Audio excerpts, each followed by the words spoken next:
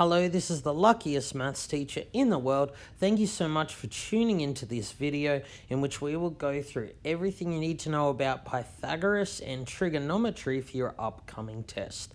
So let's start with Pythagoras theorem. So it relates to right-angled triangles, triangles where the largest angle is a right angle.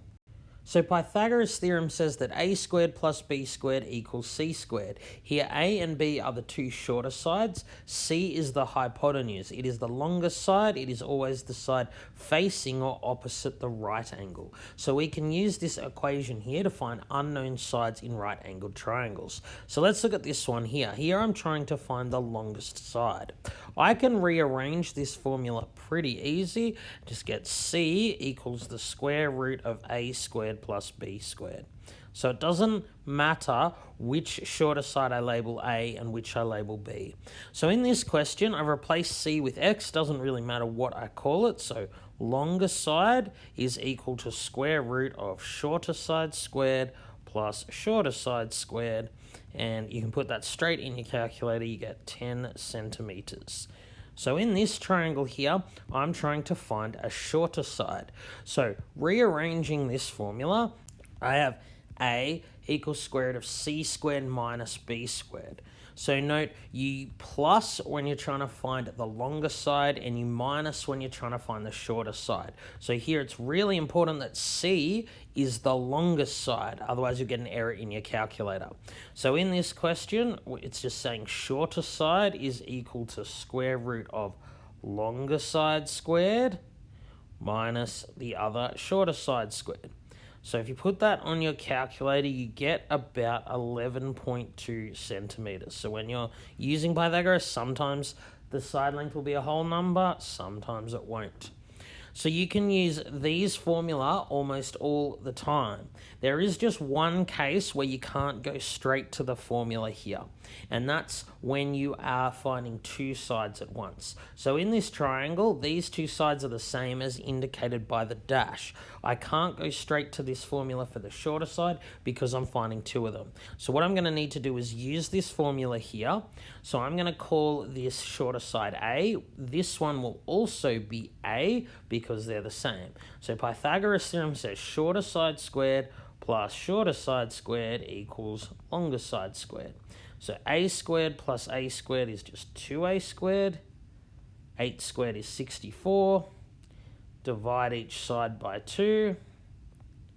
And then square root. So here a is the square root of 32, round about 5.66. So this is a special case where we're finding two unknown sides that are the same.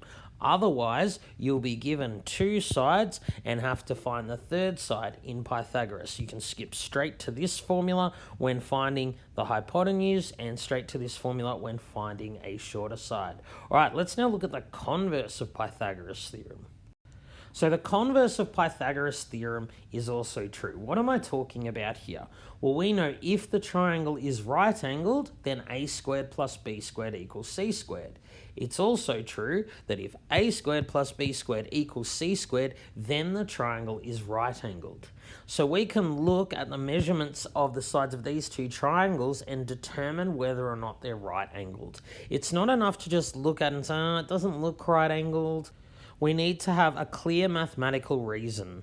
So when I get this triangle and I'm asked if it's right-angled, I just check if Pythagoras' theorem works. I just check if a squared plus b squared equals c squared. Well, 8 squared plus 10 squared, again, you can use your calculator if you need. That gives you 164, but 12 squared is 144. So in this triangle, a squared plus b squared does not equal c squared. Pythagoras' theorem doesn't work. So is this triangle right-angled? Answer, no. What about this triangle here? I want to see if it's right-angled. Well, I need to check if Pythagoras' theorem works. I need to check if a squared plus b squared gives me the same as c squared. So 9 squared plus 12 squared, you can just use your calculator if you need. 15 squared also equals 225. In this triangle, a squared plus b squared does equal c squared. In this triangle, Pythagoras' theorem works, So the answer is yes. This triangle is right angled, and of course the right angle will be here. It's always opposite the longest side. All right, let's now look at trigonometry. So trigonometry kind of complements Pythagoras' theorem. In Pythagoras' theorem, we were just dealing with sides. We were using the sides of a right-angled triangle to find another side. In trigonometry, we're going to also use angles. So for trigonometry, you can find a side if you know another side and an angle. For trigonometry, you can also find an angle if you know two sides. So how do we go about doing this? Well, we need to use SOHCAHTOA, but to use SOHCAHTOA, we need to be able to label the sides appropriately. So we start with a right angled triangle like this, and we call this angle here theta is our reference angle. We need to label the sides opposite, adjacent, and hypotenuse. So you probably know already this is the hypotenuse. Same as for Pythagoras. Hypotenuse is always the longest side. It's always the side facing the right angle. Now we need to label the other two sides, the shorter sides. So one of the shorter sides is the opposite. That is the side that is facing the reference angle theta. So these are opposites because they're facing, and then this other side is called the adjacent side. Adjacent means next to. So the side adjacent theta is the shorter side that touches theta. Okay. So why do we need to label that? Because we have three trigonometric ratios, sine, cosine, and tangent, or sine, cos, and tan for short. We need to know those three ratios because every question will use one of those. So SOHCAHTOA is how we remember that sine is opposite over hypotenuse, cos is adjacent over hypotenuse, and tan is opposite over adjacent. So each of these three questions will use one of those ratios. Your first step always needs to determine which of the three ratios. So in this question here, we have the opposite side to our reference angle and the adjacent side. So this one here will use tan. Over here we have opposite and hypotenuse. So SOHCAHTOA tells us opposite and hypotenuse is sine. So I'm going to use sine in this triangle, and here for this reference angle we have the adjacent side and the hypotenuse. So adjacent and hypotenuse means that I will use cos. Okay, so how do I go about doing this? Well, note that sine, cos, and tan are functions. They don't exist by themselves. They need an input. They need a number to go with it, and that's the size of the angle. So in this question, I have tan of 50. In the question over here, I have sine of 32. Here, in the third one, I don't know the angle. In the third one, I'm actually going to find the angle. So I'm just going to call this cos of theta. So now let's use SOHCAHTOA. So tan is opposite over adjacent. So tan of this angle, tan of 50, equals the opposite, which is x, over the adjacent, which is 7. In this triangle, we have sine 32 equals opposite over hypotenuse, equals 4 over x. And in the final one, we have cos theta equals adjacent over hypotenuse. So just so you're aware, whenever you're using sine and cos, it's always the smaller side on top because the hypotenuse is on the bottom. The hypotenuse is always the longest side. So for that reason, sine and cos can never be more than 1. Tan, on the other hand, can be more than 1 because for tan, we have opposite and adjacent. The opposite side can be more than the adjacent. But for sine and cos, the opposite side, the adjacent side, neither of those can be equal to or more than the hypotenuse. Okay, so we've got the three equations here. How do we solve? Well, in the first two, we're finding a side. We're finding x. So we're going to do these just slightly differently.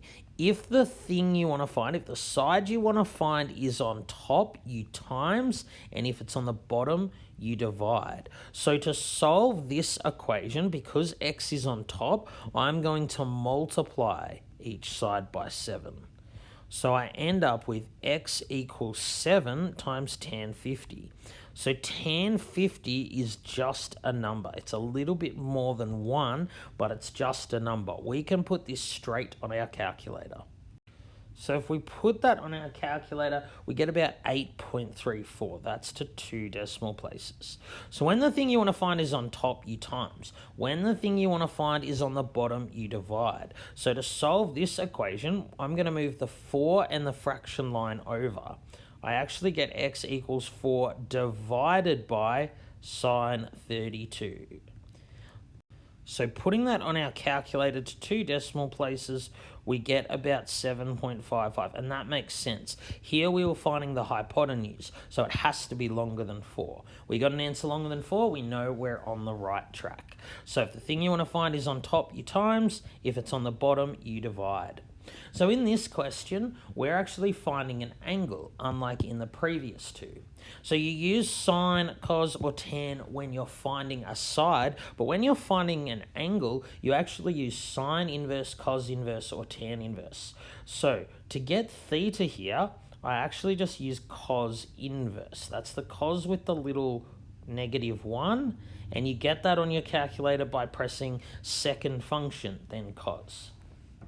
So to the nearest degree, you get about 58 degrees. So this is degrees because here I was finding an angle. So you sine, cos, or tan to find a side, sine inverse, cos inverse, or tan inverse to find an angle. All right, let's now look at some applications of trigonometry. So we're going to look at angles of elevation, which is the angle looking up, and angle of depression looking down. This is how we can use trigonometry to solve problems in 3D. So this is the kind of problem that can be solved using trigonometry. So from the top of a cliff that's 40 meters high, swimmer is spotted an angle of depression of 38 degrees. How far from the base of the cliff is the swimmer? Okay, if you're not given a diagram, you should first draw one. So what we have is a cliff here that's 40 meters high, and we have some swimmer over here. So what's all this business about angle of elevation and depression? Well, the angle of elevation would be the angle here for the swimmer looking up at the cliff. The angle of depression is the angle looking down at the swimmer. Note the angle of depression and angle of elevation are always equal in value, and they're always the angles made with the horizontal, not vertical. So it's not this angle here, which is the angle made with the vertical cliff. It's the angle made with the horizontal. So they're always equal. What I mean by that, we were told in the question the angle of depression is 38 degrees. That means the angle of elevation is also 38 degrees. Now to use trigonometry, we need a right-angled triangle. So we have one here. And so all we are doing in angles of elevation or depression questions is finding an unknown side or angle, which you know how to do. We're asked how far from the base of the cliff is the swimmer. So we're actually asked, what is this distance here? So we have a right-angled triangle with an angle and a side. We can use trigonometry to find another side. So this side is opposite the 38-degree angle, and the side I want is the adjacent. So which ratio involves opposite and adjacent? Well, that's tan. So I have tan, and tan needs a number to go with it. It needs the angle, so tan of the angle equals opposite over adjacent. And so, of course, you remember from the previous slide, if the side I want is on the bottom, I need to divide. So to solve this, it'll be x equals 40 divided by tan 38. Putting that in our calculator, get about 51.2 meters. That's how far the swimmer is from the base of the cliff. All right, let's now look at a non-right-angled triangle. So for the Pythagoras and trigonometry that we know, we can only use in right-angled triangles. So how would I calculate the area of this equilateral triangle? It's clearly not right-angled. So we can sometimes use Pythagoras and trigonometry in these non-right-angled triangles. If you have a triangle that is isosceles or equilateral, you can divide it into two congruent right-angled triangles. These two will be congruent. What that means is that this side here will be half of 12. This side here will be 6.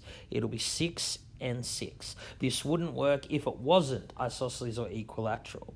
So what we have here is a right-angled triangle. So why does this help us? Well, if I want to find the area of a triangle, remember it's base times perpendicular height divided by 2. If I want to find the area of this triangle, I need this perpendicular height. So I can find that perpendicular height using either Pythagoras or trigonometry. It turns out I can actually use both.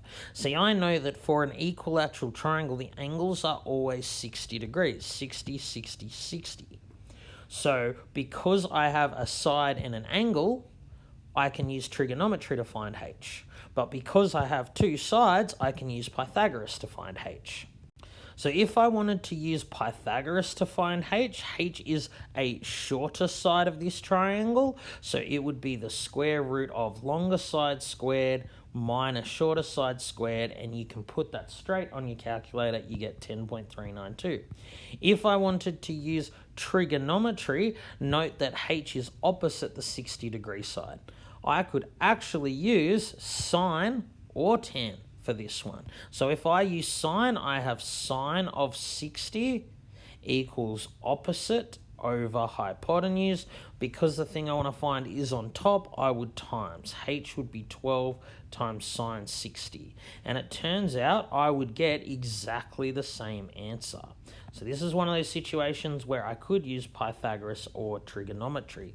So now that I've found the perpendicular height, the area of this triangle is just going to be the base. So the whole base is 12 times the perpendicular height, all divided by 2.